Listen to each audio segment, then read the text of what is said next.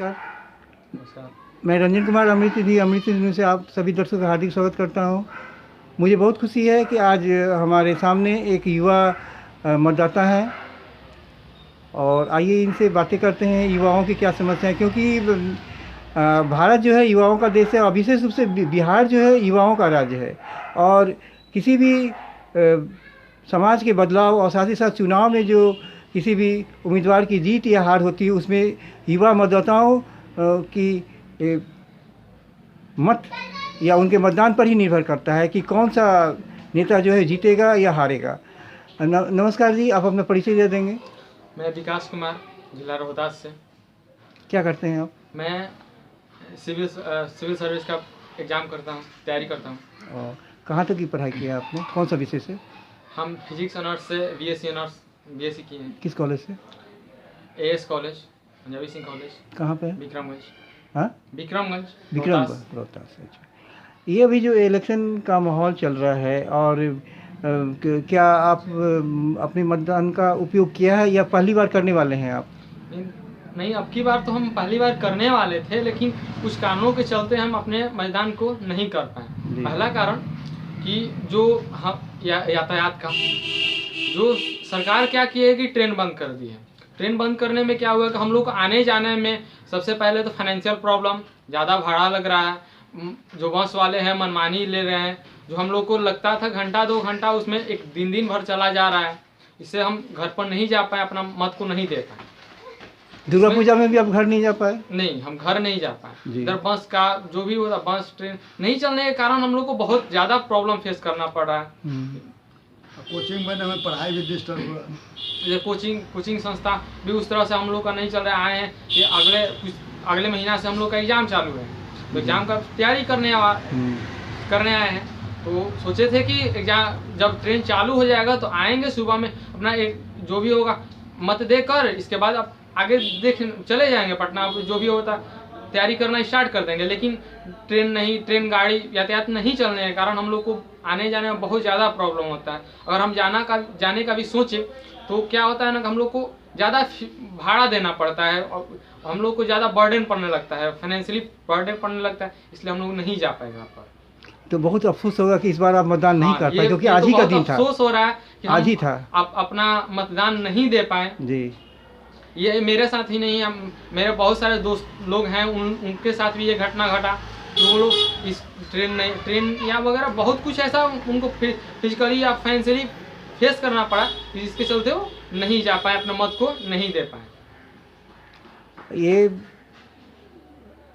समाज में जो है वो नेताओं, एमएलए हो या एमपी हो या वार्ड काउंसिलर है, उसके सहयोग से ही समाज में सामाजिक सुरक्षा, सामाजिक बदलाव होता है। लेकिन होता क्या है कि इस बार जो है अपराधियों को ही टिकट दिया गया है राजनीतिक पार्टियों के द्वारा। आप क्या कहेंगे? आप एक युवा मतदाता हैं, क्या कहेंगे? क्योंकि अगर अपराधियों को टिकट दिया जाता है तो इसका मतलब है समाज में अपराधियों को बढ़ावा देना, उनका मनोबल बढ़ाना और आपराधिक ग्राफ जो है उसको और बढ़ाना।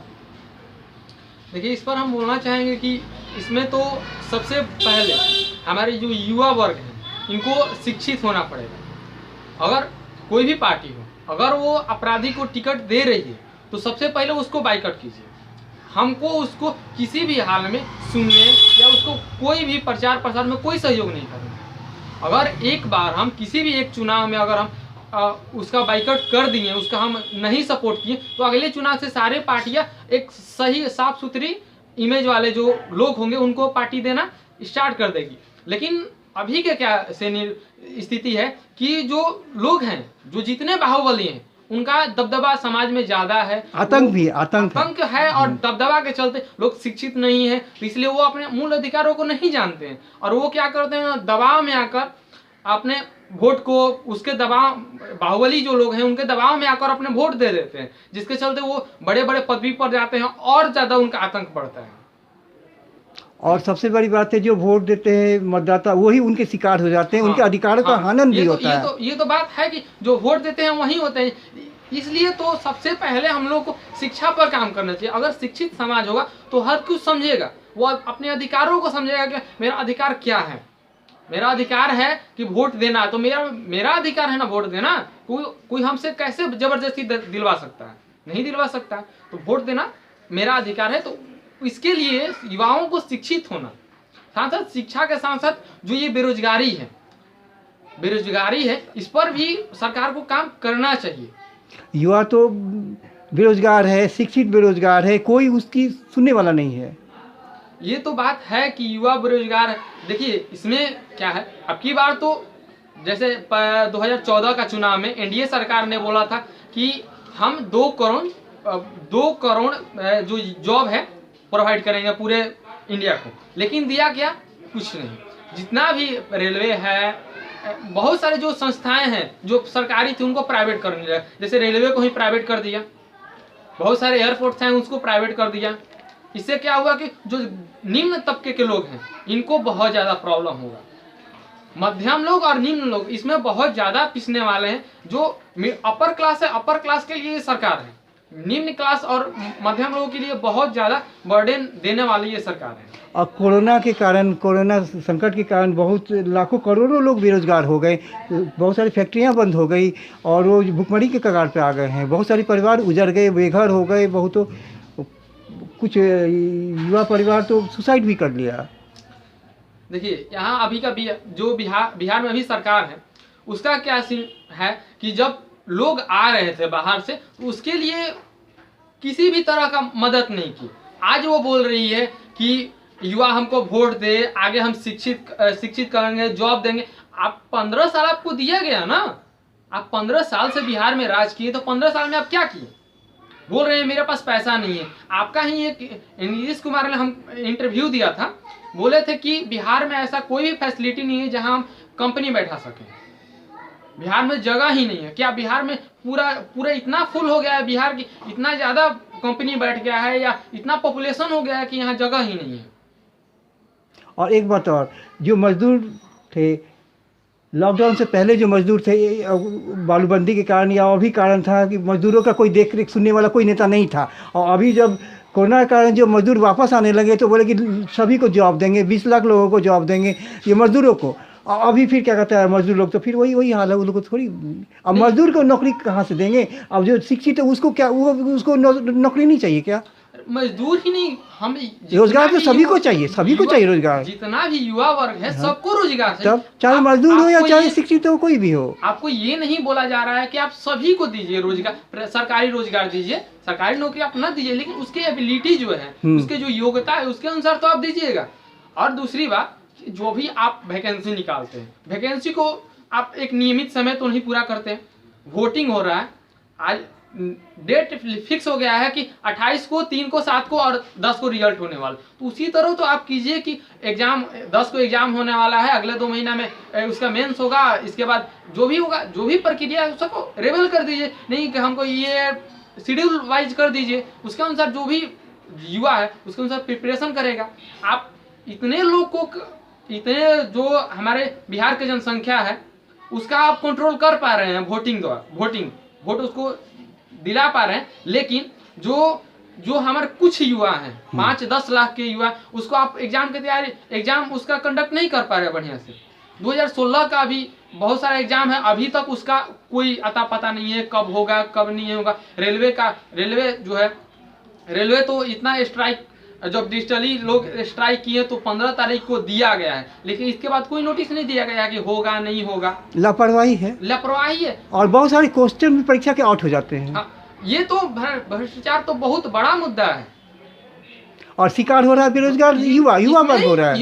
युवा जो है, जो निम्न तबके के लोग हैं, ये शिकार हो रहे हैं। क्यों हो रहे हैं? क्योंकि जो अपर कास्ट, जो उच्चतम कास्ट के लोग हैं, उनके पास पैसा है, वो पैसा दिए अपना क्वेश्चन चाहे जो भी होता है वो अरेंजमेंट कर लेते हैं। जो निम्न तबके के स्टूडेंट हैं उसमें क्या होता है कि उन लोगों को ना प्रॉपर वैसे क्वेश्चन मिल पाता है, वो अपने जो मेहनत के बदौलत जाते हैं उनको उस तरह से लाभ नहीं मिल पाता है। और जो वो पैसा देकर सारा चीज कर लिया, अरेंज कर लिया, लेकिन ये जिसका सेटिंग है, जिसका सेटिंग है वो अरेंज कर लिया, लेकिन जिसके पास सेटिंग नहीं है वो तो अपना मेहनत के बदौलत ही जाएगा ना। तो आप भी कुछ वो पीछे रह जाता है। हाँ, आप ही कुछ समझ सकते हैं कि जो सेटिंग द्वारा जाएगा तो बेटर करेगा ही। अगर हमको मिल जाए कि 200 क्वेश्चन पढ़े, 200 का 200 क्वेश्चन आएगा तो हम बेटर कर सकते हैं। जो 2000 क्वेश्चन पढ़ेगा उसके अनुसार तो बेटर हम करेंगे। बात यहाँ ये हो रहा है। सबसे पहले बिहार में आप भ्रष्टाचार हटाइए, युवाओं को रोजगार दीजिए। अरे कम ही हम लोग का नाम है कि आप 1000 ही वैकेंसी हर साल निकाल रहे, 1000 ही निकालिए, जितना है आपके कैपेसिटी उतना ही, लेकिन नियमित समय द्वारा निकालिए। अगर आप साल भर के अंदर में कोई भी वैकेंसी हो जाना चाहिए तो आप साल भर के अंदर में वैकेंसी ले लीजिए। उसको ये नहीं कि आप टरका रहे हैं 2 साल 3 साल 4 साल, वो टाइम पास हो रहा है। टाइम पास हो रहा है। बोलते हैं फंड नहीं है, तो जो पैसा मिल रहा है, बिहार सरकार ही है एक फॉर्म के लिए 500 रुपया ले रही है। अगर 5 लाख भी लड़के भरे तो इसका करोड़ों रुपया हो जा रहा है, आप कहाँ पैसा दे रहे हैं? अब सबसे बड़ी बात है जो कुछ भी है उसमें भी तो घोटाला है। मतलब कि क्वेश्चन जो है वो आउट हो जाता है और जिसका सेटिंग है वो अपना उसमें जॉब ले लेता है। ये तो बहुत बड़ी बात है ना। ये तो मजाक हो गया। जो टैलेंटेड स्टूडेंट है, जो जीनियस है, गरीब जो झोपड़ी में ढिबरी या लालटेन जला के आजकल भी पढ़ाई कर रहे हैं, गरीब का बेटा भूखे पेट रह करके, उसका तो मजाक हो जाता है ना। वो तो वहाँ नहीं पहुँच पाएगा ना। वो तो बात है। अगर आप नियमित रूप से एग्जाम लीजिएगा, ऐसे बताइए जब यूपीएससी का एग्जाम होता है, यूपीएससी का आज तक क्वेश्चन आउट क्यों नहीं हुआ? आप क्यों नहीं हो? जो संस्था यूपीएससी का ले रही, आप क्यों नहीं, आपसे नहीं संभाल रहा है, जो संस्था को आप दे रहे हैं वो आप नहीं संभाल पा रही, तो आप उसी संस्था को दीजिए जो संभाल पाएगी, जो करप्शन को रोक पाएगी, आप उसी संस्था को दीजिए। विकास जी, सबसे बड़ी बात है युवा जो होता है वो खिलता हुआ फूल होता है, और भ्रष्टाचार जो है और बेरोजगारी जो है वो खिलते हुए फूल को रौन देता है पैर से। जो कि भ्रष्ट नेता होते हैं वो अपने पैर से रौन देते हैं वैसे युवाओं को, क्योंकि जो कुचला हुआ युवा है, जो शोषित है, उससे समाज का विकास नहीं हो सकता है। क्योंकि समाज के विकास के लिए ज़रूरी है युवाओं का सशक्तिकरण, और युवाओं का सशक्तिकरण के लिए ज़रूरी है कि जो जीनियस स्टूडेंट हैं, जो कि जिस जॉब के लायक उनको जॉब मिलना चाहिए, जो भ्रष्ट हैं, जो मतलब कि योग्य नहीं है, उनको जॉब रुपये देकर ना दें। साथ साथ इसमें बिहार सरकार को करना क्या चाहिए कि आप युवाओं को शिक्षित पहले कीजिए। आप बोल रहे हैं शिक्षा के क्षेत्र में बिहार इतना शिक्षा के क्षेत्र में नीचे होगा। अब क्या केरला से आप छोटे राज्य हैं?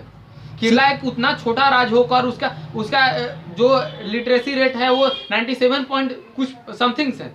क्या आप उससे पिछड़े हुए हैं? क्या आपके पास सोर्स कम है? हर कुछ होते हुए भी आप सोर्स का उपयोग नहीं कर पा रहे हैं। आपकी सरकार को समय दिया गया, जो नीतीश सरकार है उसको 15 साल समय दिए, लेकिन तब भी वो सरकार जानती है सरकार कि अगर युवाओं को हम लोग शिक्षित किए तो वो एक डिसीजन लेगी, सही डिसीजन लेगी। इसलिए कोई भी सरकार आती है, कोई भी शिक्षा पर ध्यान नहीं देती है, क्योंकि अगर जानते हैं कि शिक्षा समाज में आएगा तो वो समाज सुधर जाएगा। शिक्षा में सुधार बहुत जरूरी है, क्योंकि शिक्षा भी बिहार का बदहाल है। वहाँ भी भ्रष्टाचार है। अगर एक बात, अगर शिक्षित लोग होंगे तो सबसे पहले वो जातिवाद नहीं करेंगे। वो देखेंगे कि कौन मेरे लिए सही है, कौन सही काम कर रहा है, कौन गलत सही में, उनका पहचान करने का जो कैपेसिटी होता है वो बिल्ड हो जाएगा। इसके चलते जो नेता जो हैं हमारे, वो जानते हैं कि जितना भी लोग हमारे समाज के लोग हैं उनको भटकाए रखें। शिक्षित नहीं करना, एक लिमिट में शिक्षा करना। बहुत बहुत धन्यवाद विकास जी, आपने बहुत ही महत्वपूर्ण जानकारियाँ दी, और मुझे उम्मीद है कि शिक्षा में सुधार करके ही हम जो है वो बिहार का विकास कर सकते हैं और युवाओं का सशक्तिकरण कर सकते हैं।